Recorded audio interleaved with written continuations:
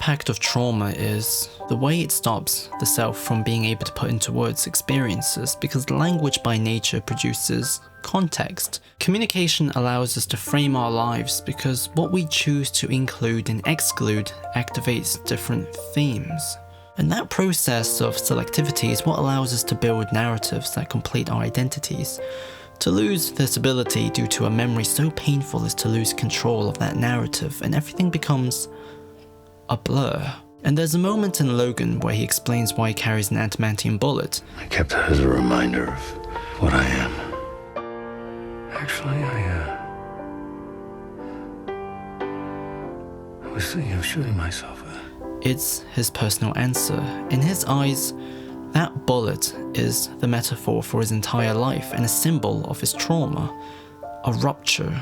Memories before Weapon X are gone. His life afterwards with the X-Men ended tragically, and all there is left is a feeling of pain that is now so deeply involved in his very being that it's in his bones. Literally. As a result, Logan is a film all about the consequences of trauma on communication and how it creates limits in the human identity. If you are planning to blow your brains out, could you wait till you're out on the high seas? I don't need this shit. And that's the angle that this essay seeks to explore. So I'm talking about trauma again. You could say I'm the best of what I do, and what I do isn't very nice. No one says that.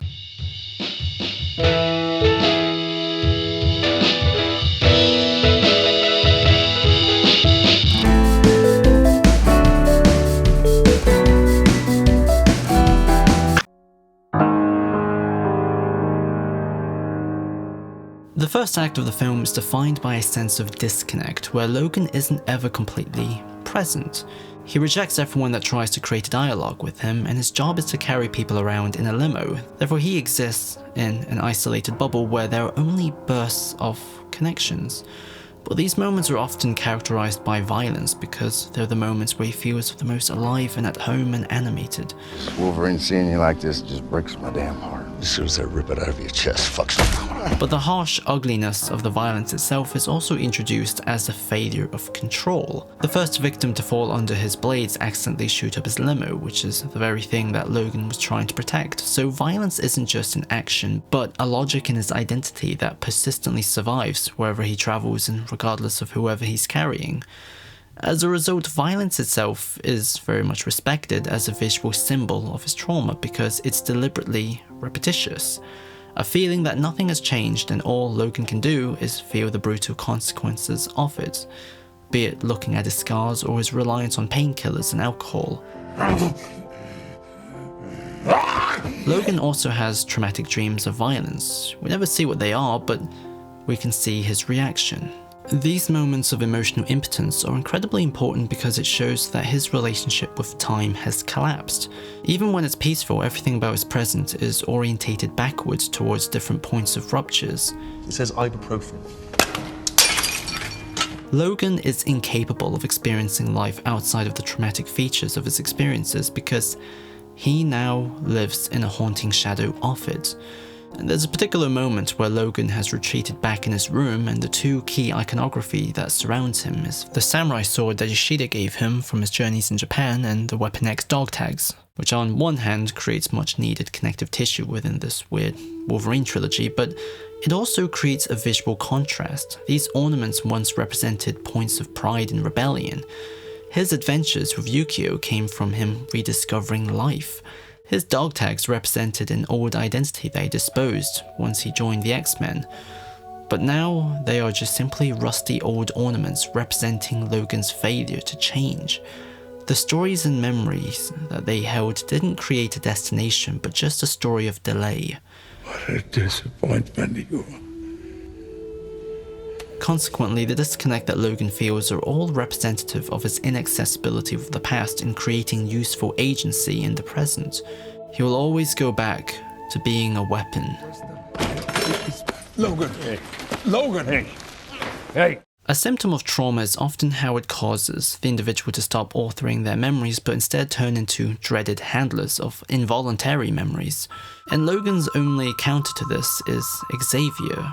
He's the only connection to a narrative outside of his traumatic pains, a symbol to a different identity. You were an animal, but we took you in. I gave you a family. But the value and meaning of this has become deeply inaccessible. Charles has dementia and often has bursts of resentment, so he's disappeared into the backdrop of Logan's life, where Xavier has degraded into an accepted expression of his lack of awareness of where he is and where he can go. Drive down to Yalapa, we're gonna get ourselves a boat, and we're gonna go live on the ocean. Will you be safe there? Yeah. Because Logan's dreams of making enough money to leave and live on a boat with Charles is deeply unrealistic.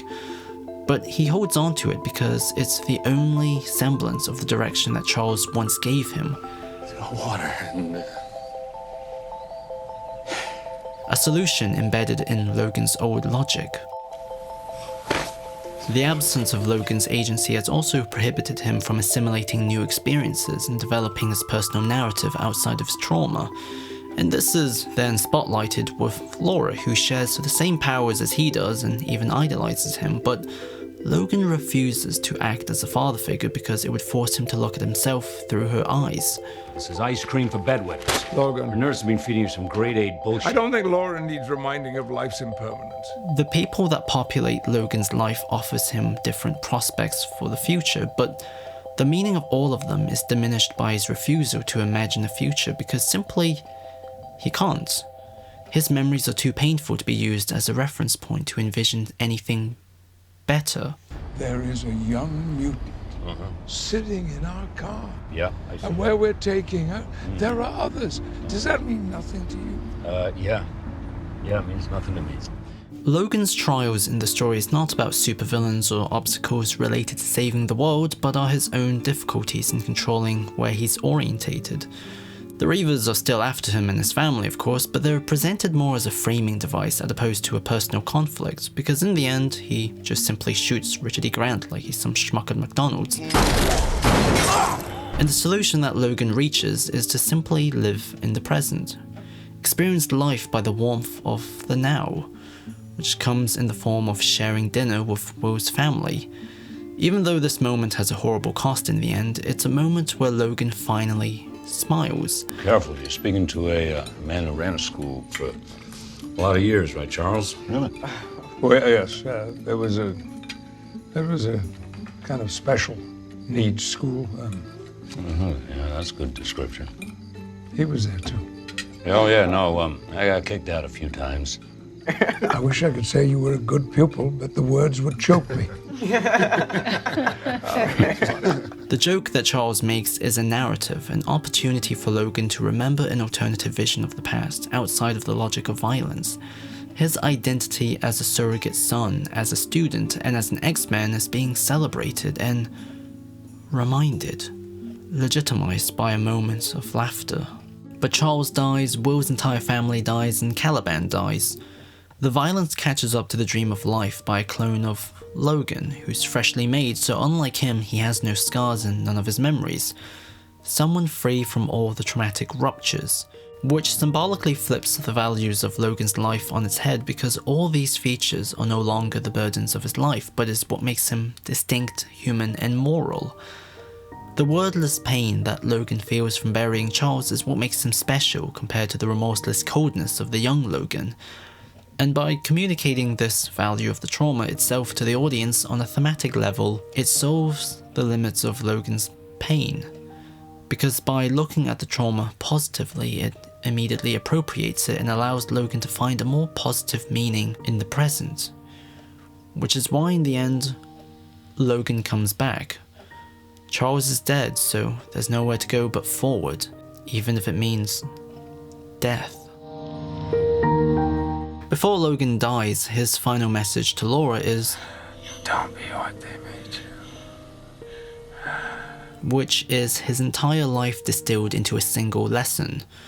Wolverine started as a man who didn't know who he was, then he developed into someone who didn't care about it and embraced his membership to a community that gave him an identity outside of his past.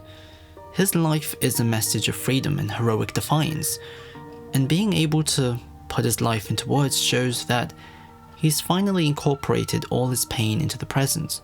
His cursed feeling of trauma is finally gone. He only feels the context of good memories from a narrative that he can be proud of his death is an expression of life. If the meaning of the past is shaped by the emotions of the present, then Logan shows us the important powers of communication, because language privileges life with control over time. And this power comes from simply being able to say it. You still have time.